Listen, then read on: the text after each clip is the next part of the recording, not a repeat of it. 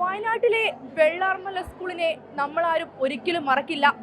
കരുത്തുകൊണ്ട് മാത്രം അതിജീവിച്ചവരാണ് വെള്ളാർമലയിലെ വിദ്യാർത്ഥികൾ. അവരാണിപ്പോൾ നമ്മളോടൊപ്പം ഉള്ളത്. കലോത്സവത്തിൽ വഞ്ചിപ്പാട്ട് മത്സരത്തിൽ പങ്കെടുക്കാനാണ് എത്തിയത്. മത്സരം കഴിഞ്ഞു. എങ്ങനെയുണ്ടായിരുന്നു മത്സരം?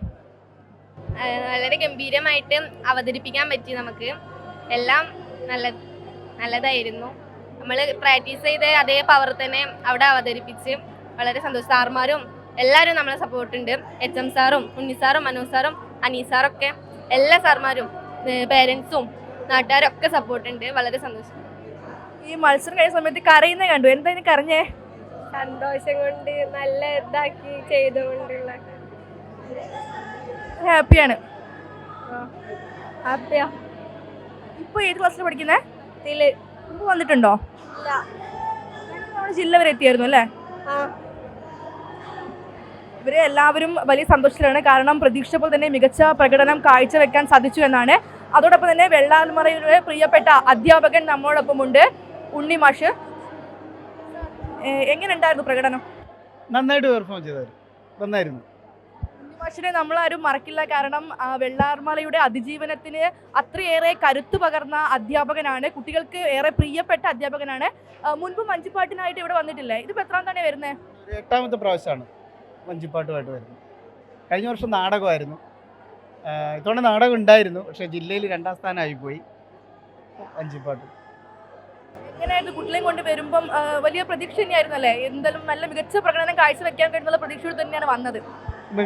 മികച്ച പ്രകടനം കാഴ്ചവെക്കുന്നതിലുപരി ഇവരെ നമ്മൾ ഒന്ന് മാനസികമായിട്ട് ഒരു കരുത്ത് കൊടുക്കുക എന്നുള്ളതാണ്. മെൻ്റൽ ചേഞ്ച് വരുത്തുക.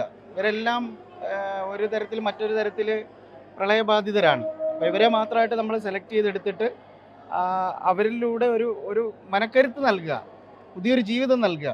പിന്നെ ഇതെല്ലാം കാണാനും കേൾക്കാനും അനുഭവിക്കാനും ഈ ഏഷ്യയിലെ ഏറ്റവും വലിയ ഈ മേളയിൽ ഭൂമിയുടെ ഒരു അറ്റത്തുള്ള ചൂരൽമലക്കാർക്കും പങ്കെടുക്കാനൊരു അവസരം കിട്ടിയില്ലേ?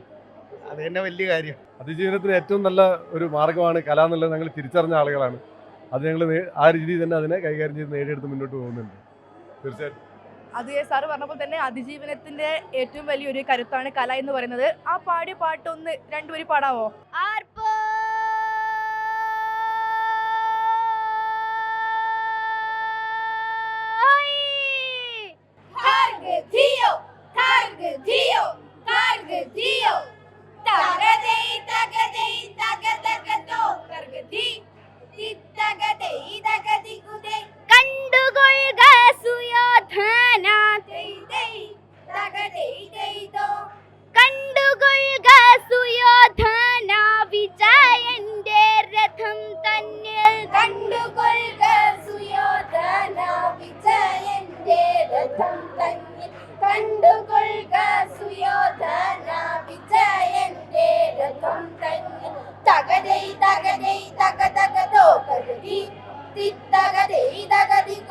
കൊണ്ടൽ നീർ വർണ്ണനുണ്ടല്ലോ,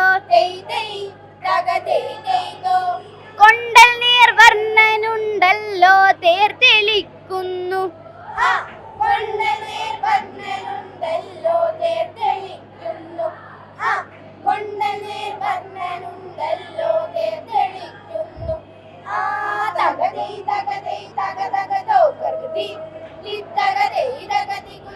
സദസ്സിന്റെ ആകെ കയ്യടി കരസ്ഥമാക്കിയാണ് എന്തായാലും വെള്ളാർമലയിലെ ചുണക്കുട്ടികൾ മടങ്ങുന്നത്.